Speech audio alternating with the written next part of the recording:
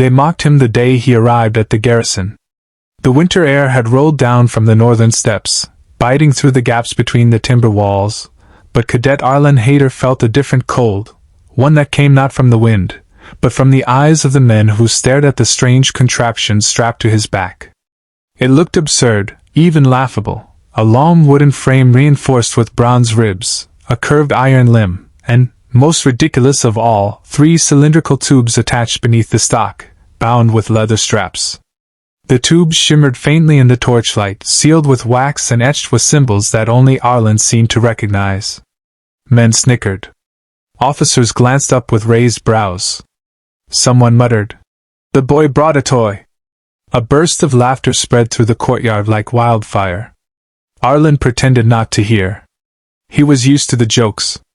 He had endured them for 4 years at the Academy of Experimental Warfare, years spent in dusty rooms with scrolls and schematics, dismissed by classmates who preferred the weight of swords over the weight of ideas.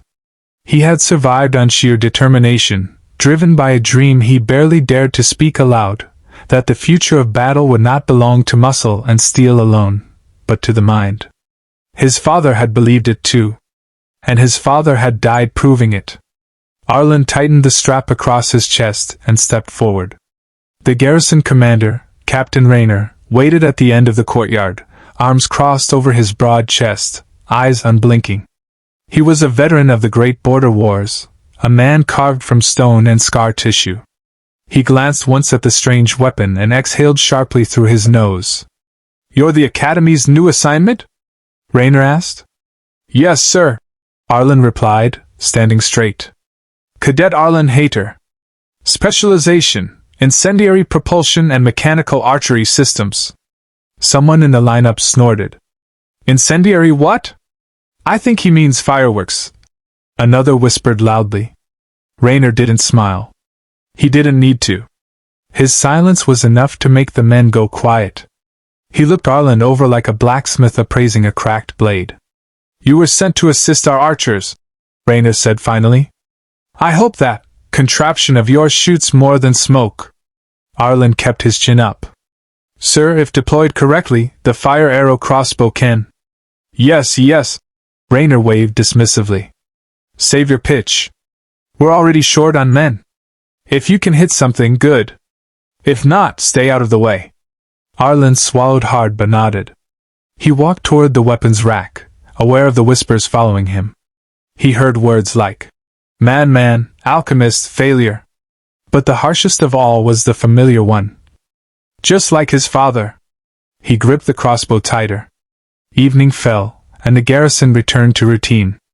Men practiced drills, checked arrows, murmured about rumors of bandits gathering in the southern ravines. Fires crackled in the watchtowers. Arlan found a quiet corner and sat down, unstrapping the fire arrow crossbow with delicate hands. His fingers traced the tubes beneath the frame, each holding a small clay canister filled with a mixture of resin, oil, powdered sulfur, and a secret ingredient discovered by his father in the ruins of the old empire. Ignition powder. A substance that could turn a spark into a violent burst of fire within seconds. It was dangerous, unstable, forbidden in many provinces. But in the right hands, it was powerful beyond measure. In his father's hands, it had killed 3 men during a demonstration gone wrong. Arlan still remembered the fire, the screaming, the smell. He remembered his father shoving him away from the explosion, shielding him with his own body. He remembered the elders of the academy whispering that the Haider family was cursed with ambition. But ambition, Arlan believed, was the only path forward. He worked on the bow until midnight, adjusting tension, polishing the metal track, checking the fuse channels. The weapon was ready. He only hoped he was too. The next morning brought a surprise. Rayner summoned everyone to the courtyard. The mood was tense. A scout stood before the captain, pale and shaking. "They're coming," the scout said. "The Iron Wolf Company." A murmur swept through the ranks. Arlan had heard of them. Mercenaries, brutal and disciplined, known for burning villages that refused to pay their demanded tribute. Their leader, General Crossbow, had once served the king before turning rogue and building an army of killers who fought not for land or honor but for coin. No ordinary bandits then, Reyna said grimly. Positions! Prepare for assault. Men scattered, climbing battlements, gripping spears and bows. Arlan joined the archers at the east wall, though they eyed him suspiciously. One soldier, a broad-shouldered man named Derek, nudged the crossbow with his boot. This thing have a name? Arlan hesitated. Fire arrow, he said. Derek snorted. Figures. The sound of thunder rolled over the hills, not from the sky, but from hooves. Dust rose along the southern road. Hundreds of riders emerged, banners flapping like torn wings, armor glinting. At their head rode Krovos himself, a giant of a man with a scar running across his face. He halted his horse, raised his fist, and shouted, Rayner! We know you're harboring grain for the king's levies. Hand it over, and the garrison, or burn with it. Rayner's voice boomed back, unwavering. This is royal territory. Turn around now or be treated as enemies of the crown. Krovos grinned like a wolf. So be it. The first wave came fast, shields raised, arrows flying. The garrison fired back. Men shouted. Sword met shield. The air filled with dust and screams. Arlan stayed low, scanning the line for weaknesses. The fire arrow crossbow was not made for normal battle. It was heavy, slow to reload, temperamental. But it had one purpose: concentrated firepower against clustered targets. He saw the opportunity. 7 enemy officers had gathered behind a wooden barricade near the front line, barking orders, directing troops, their armor polished with markings of rank. They were close together, too close. Arlan's heartbeat thundered. He set the first clay canister into place, twisted it into the ignition tube, and pulled the bronze lever. A faint hiss began. Derek stared. What are you doing? Stay back, Arlan whispered. He braced the stock against his shoulder, aimed from the battlement, and pressed the trigger.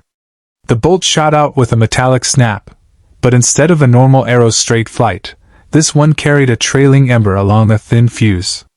The ember brightened, growing, feeding on the wind. It ignited. For a heartbeat, silence. Then the world erupted.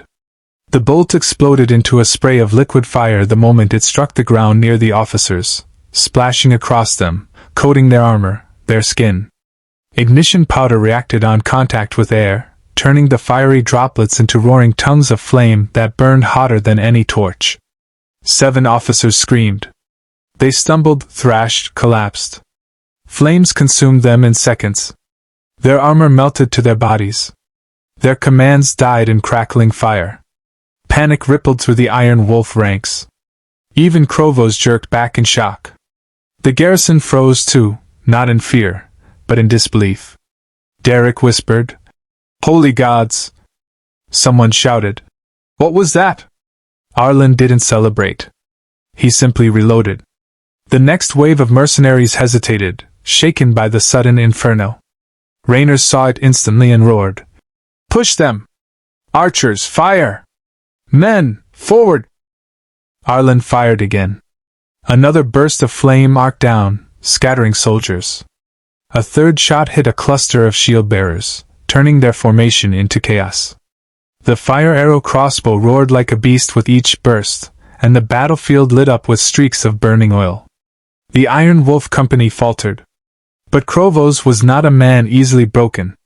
Recovering from shock, he raised a black-hilted sword and bellowed. Forward! Kill the fire demon boy first!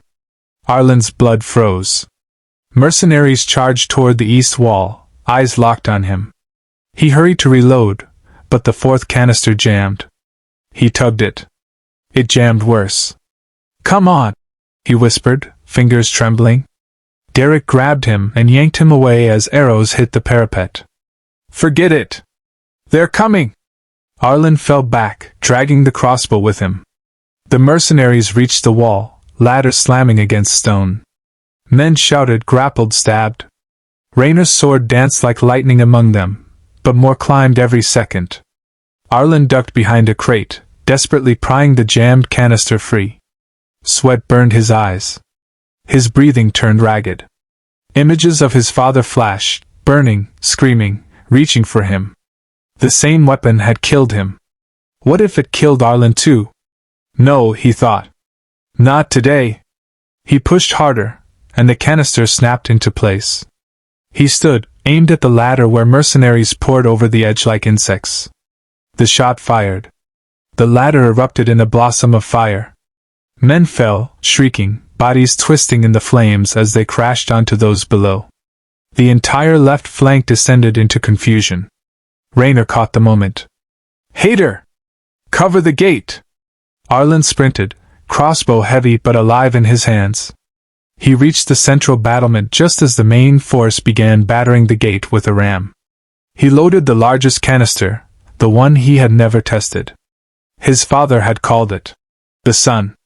Too volatile. Too dangerous. But now was too late to worry. He set the fuse, aimed for the ram crew clustered close together, and pulled the trigger. The explosion was not a burst. It was a wave. A roaring, expanding cloud of fire swept outward, engulfing the ram, the crew, the nearby riders, the barricades behind them. The heat washed over the battlements. Men shielded their faces. Horses panicked and bolted. Even Krovos's elite guard stumbled away, choking on smoke. When the fire cleared, the ground before the gate was littered with scorched bodies. Melted shields. Ashes drifting like snow. Silence rolled over the battlefield. The Iron Wolf Company, an army feared across the kingdom, was frozen in horror. Then, slowly, they began to retreat.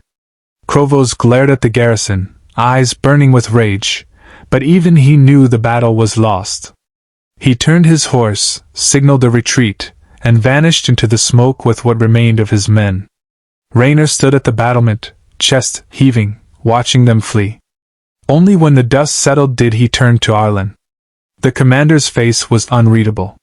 The rest of the garrison stared too. Some fearful. Some amazed. Some ashamed for ever mocking him. Raynor stepped forward. For a moment, Arlan braced himself for reprimand, perhaps even an accusation. The weapon was too deadly, too uncontrollable, too dangerous. But Raynor placed a hand on his shoulder. "Your father would be proud," he said quietly. The words broke something inside Arlan. Not a wound, but a weight he had carried for years. His throat tightened. His chest trembled. He nodded, unable to speak. The men approached him slowly. Derek was the first. You saved us," he said, voice filled with awe. Another soldier added, "That weapon, the fire arrow, it's unlike anything we've ever seen. It turned the tide," someone whispered. They no longer looked at him as a boy with strange ideas. They looked at him as the man who had changed the course of a battle. Arlan lowered the crossbow to the ground gently. The wood was scorched. The tubes were nearly destroyed. The weapon had cost him almost everything, years of isolation, ridicule, grief. But now it had saved hundreds of lives. Maybe his father had been right after all. The future belonged to the mind. The kingdom soon heard the tale. They called him the fire engineer. Some exaggerated the story, saying he summoned flames from the sky or wielded magic. Others feared him. But those who knew the truth understood he was not a sorcerer. He was a craftsman, a thinker, a man who dared to see a world beyond swords and shields. One evening, as the sun dipped below the hills, Raynor approached Arlan with a parchment sealed in crimson wax. "Orders from the capital," Raynor said. "The king wants to see you. Personally." Arlan blinked. "Why?"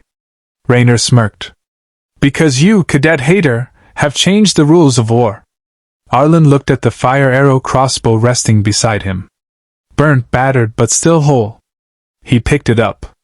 And for the first time, he felt no weight, only purpose. He walked forward, ready to face a world that had once mocked him.